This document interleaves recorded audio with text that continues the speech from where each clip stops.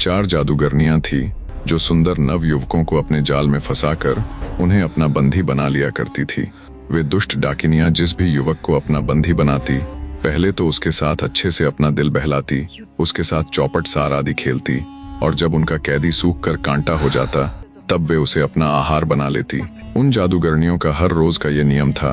वे शाम के समय अपने गुप्त ठिकाने पर इकट्ठी होती, अपने कैदी के साथ चौपट सार आदि खेलकर अपना दिल बहलाती, और जब सुबह उनके घर जाने का समय होता तो वे अपनी मायावी शक्तियों से कैदी को मोम का बना देती ताकि वो उनके चंगुल से भाग ना सके। वे दुष्टनी अपने द्वारा कैद किए गए युवक को ना तो भोजन देती और ना ही पानी, जिससे उनके द्वारा कैद किया गया युवक दिन प्रतिदिन कमजोर होता चला जाता। जब कैदी शरीर से एकदम कमजोर हो जाता, जब उसकी हालत इस कदर तक गिर जाती कि वो उनके साथ चौपट सार आदि खेलना तो दूर की बात, उठने और बोलने के लायक भी ना बचता, तब वे दुष्ट जादूगरनियां उसको आपस में बांटकर अपना आहार बना लेती। ऐसा करने में उन सबको असीम आनंद की प्राप्ति होती थी। पता नहीं कितने ही नवयुवक उन दुष्टनियों का शिकार हो चुके थे। जिस नगर के जंगल में उन जादूगरनियों ने अपना ठिकाना बनाया हुआ था, उस नगर से कोसों दूर एक अन्य नगर में भीमसेन नाम का राजा राज करता था, जिसके 7 पुत्र थे। उस राजा ने ये प्रतिज्ञा कर रखी थी कि जिस व्यक्ति को 7 लड़कियां होंगी, उसी के यहाँ वो अपने 7 लड़कों का ब्याह करेगा। राजा ने काफी खोजबीन की, पर उसे ऐसा कोई व्यक्ति नहीं मिला जिसकी 7 पुत्रियां भी हो और वो ब्याहने के लायक भी हो।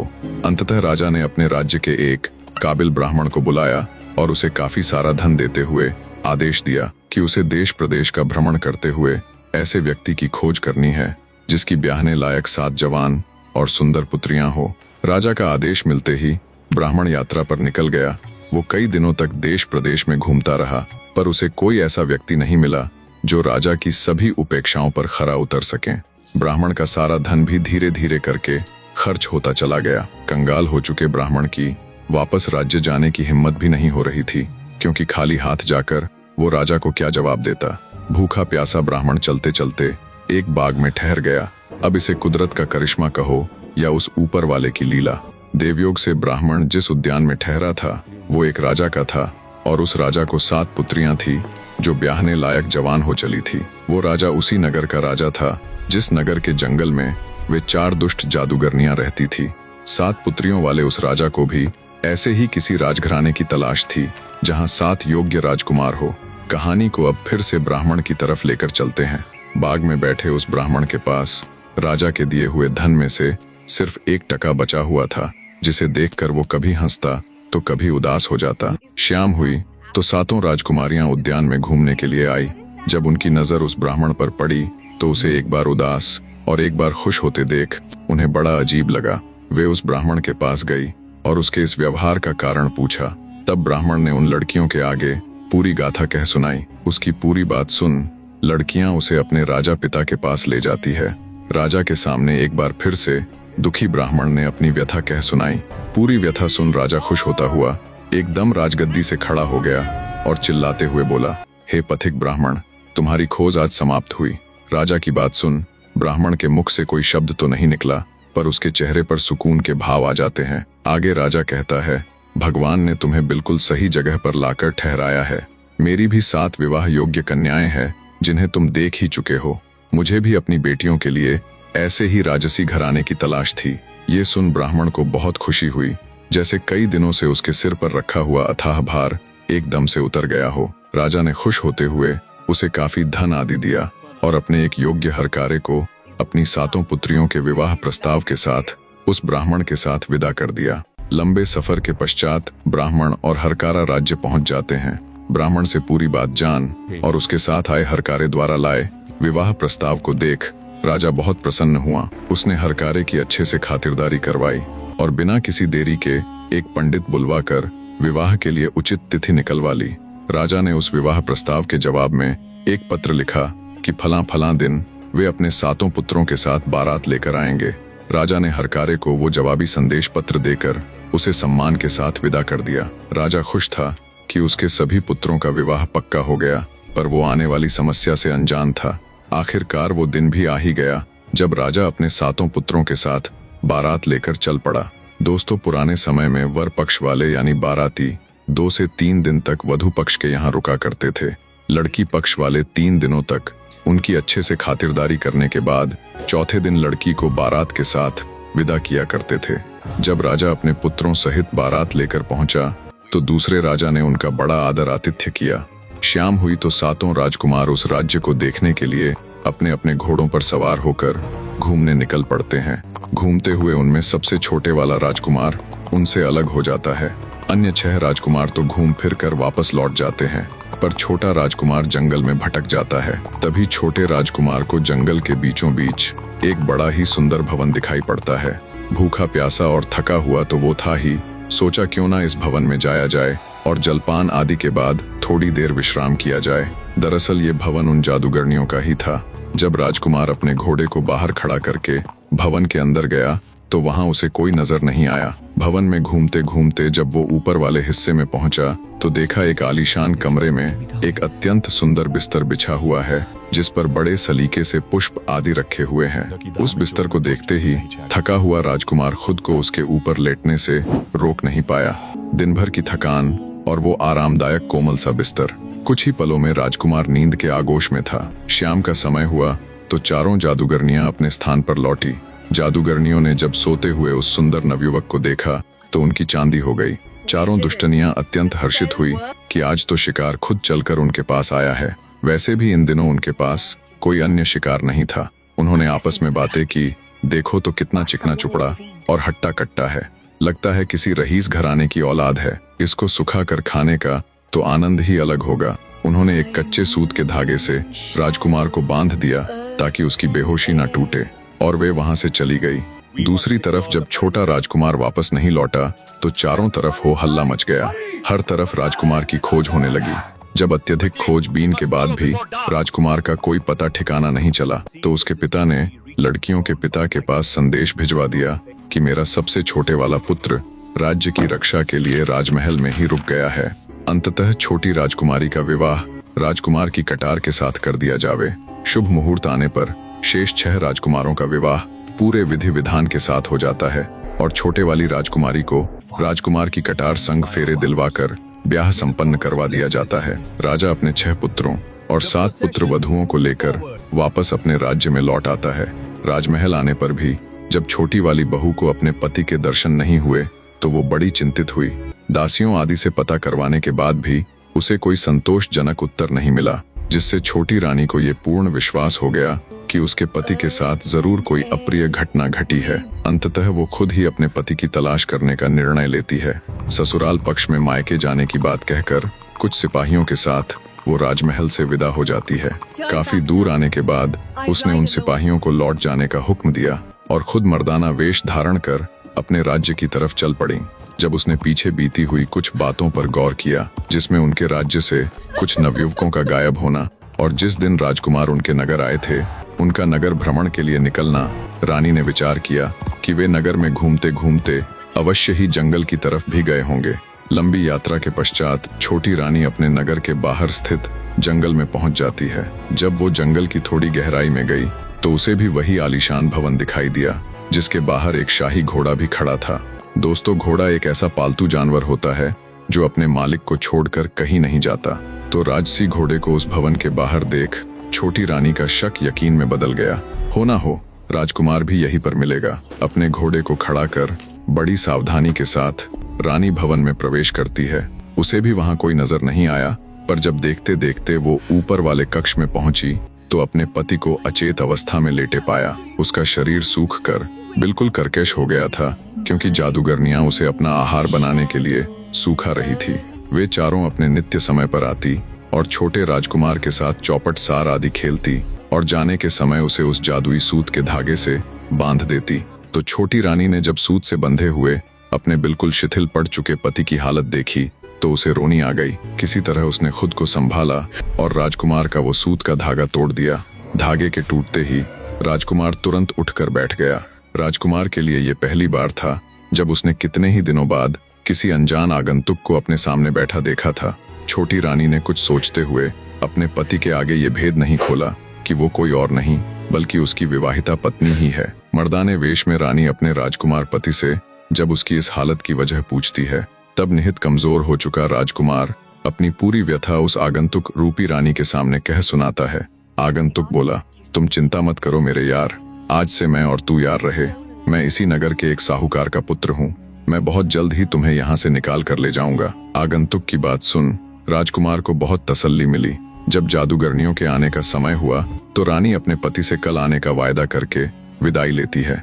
अब रानी का ये नित्य नियम बन गया था कि वो दिन के समय मर्दाना वेश में अपने पति के पास जाती और उसे अच्छे अच्छे मेवे और व्यंजन खिलाती, जिससे जल्दी ही राजकुमार का शरीर फिर से भरने लगा। जादूगरनियों ने जब उसे दिन प्रतिदिन हट्टा कट्टा होते देखा तो उन्होंने विचार किया कि हमारे पीछे से यहाँ जरूर कोई घुसपैठिया, कोई चोर आता है, अन्यथा हम इसे खाने के लिए बिना अन्न व जल दिए सुखाने का प्रयत्न कर रही है, और ये बिल्कुल उसके उल्ट फलता फूलता जा रहा है। वे तुरंत राजकुमार को लेकर 7 समुंदर पार अपने ठिकाने पर चली गई। अगले दिन जब रानी वहां आई तो उसे वहां कुछ न मिला। ये देखकर उसके पैरों नीचे से जमीन खिसक गई। उसने विचार किया कि उसके पति के सुधरते स्वास्थ्य को देख जरूर उन दुष्ट जादूगरनियों को शक हो गया होगा। उसी जंगल में एक मुनि रहते थे। दुखी मन से रानी घूमते घूमते जब मुनि के पास पहुंची तब उसकी रुदन भरी शक्ल देखकर मुनि जी सारा माजरा समझ जाते हैं और उसके कुछ बोलने से पहले ही उसे उन दुष्ट जादूगरनियों के ठिकाने के बारे में बता देते हैं। मुनि जी की बात सुन रानी और अधिक चिंतित हो जाती है और कहती है, हे ऋषिवर, मैं 7 समंदर पार भला कैसे जा पाऊंगी, और अगर मैं वहां नहीं जा पाई तो वे दुष्ट जादूगरनियां मेरे पति को जिंदा नहीं छोड़ेंगी। हे महाराज, अब आप ही मेरी मदद कर सकते हैं। तब मुनि जी बड़े ही शांत स्वर में बोले, घबराओ मत बेटी, मैं तुम्हें एक ऐसा लेप दूंगा जिसे पैरों पर लगाने के बाद तुम समुद्र के पानी के ऊपर चल सकती हो। न केवल वो लेप तुम्हें डूबने से बचाएगा बल्कि तुम्हारी चलने की गति को भी कई गुना तेज कर देगा, जिससे तुम दिनों के सफर को घंटों में तय कर पाओगी।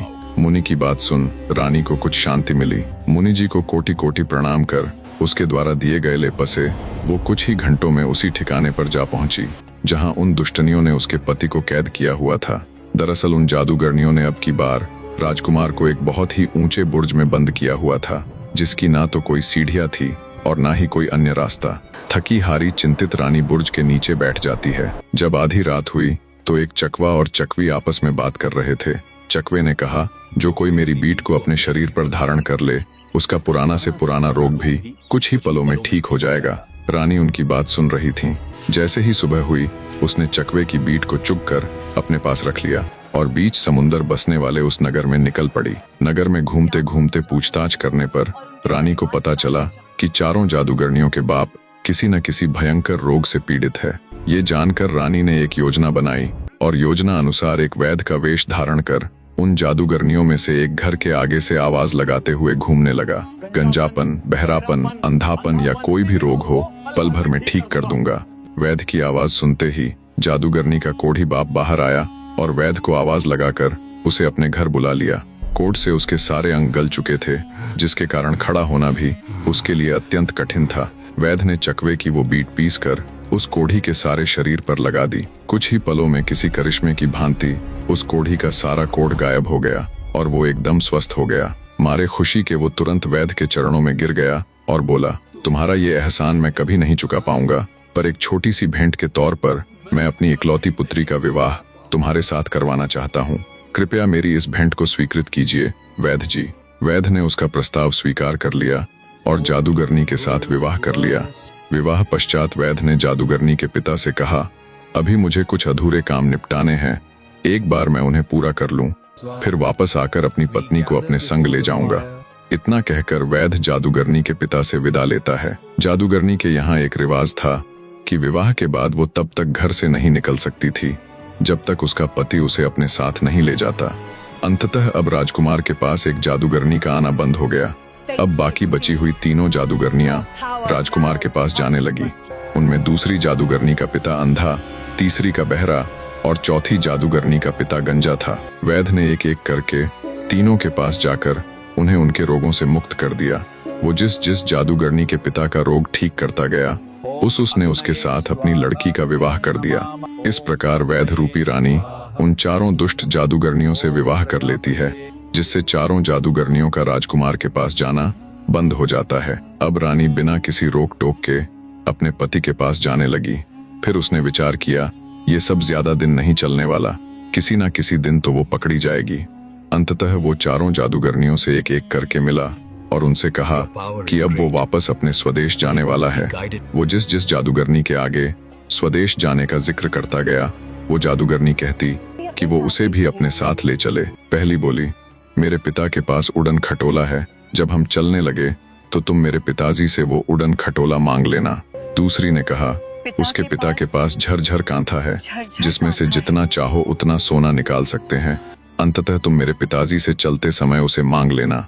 तीसरी के पिता से लगलग घोटा और चौथी के पिता से संजीवनी बूटी। वैद्य ने वे चारों चीजें हथिया ली और अपनी जादूगरनी पत्नियों से कहा कि मेरे साथ मेरा एक मित्र है, वह तुम्हें उड़न खटोले में बैठने नहीं देगा। अंततः अगर तुम सब भी मेरे साथ चलना ही चाहती हो तो एक एक करके तुम चारों उड़न खटोले के चारों पायों पर लटक जाना। इस तरह मेरे मित्र को बुरा भी नहीं लगेगा और हम सब मेरे देश भी पहुंच जाएंगे। चारों को वैद्य जी की बात उचित लगी। वैद्य रूपी रानी ने अपने राजकुमार पति को उड़न खटोले पर बिठाया और उसके संग चल पड़ी। चारों जादूगरनियां भी उस उड़न खटोले के चारों कोनों के पावों को पकड़कर लटकी हुई थी। जैसे ही वे बीच समुद्र पहुंचे, वैद्य ने राजकुमार को इशारा कर दिया। वैद्य का इशारा पाते ही राजकुमार ने एक एक करके चारों जादूगरनियों के हाथ काट दिए, जिससे चारों हाय हाय करती हुई समुद्र में गिर पड़ी। वैद्य रूपी छोटी रानी अपने राजकुमार पति के साथ सकुशल राजमहल पहुंच गई। राजमहल जाने पर उसने राजकुमार के आगे पूरी बात का भेद खोल दिया और अपने असली यानी रानी के रूप में आ गई। अपनी पत्नी की साहस से भरी पूरी गाथा सुन राजकुमार के आनंद की सीमा नहीं रही। ऐसी पत्नी पाकर वो धन्य हो गया। पर एक सवाल अब भी उसे मन ही मन खाए जा रहा था।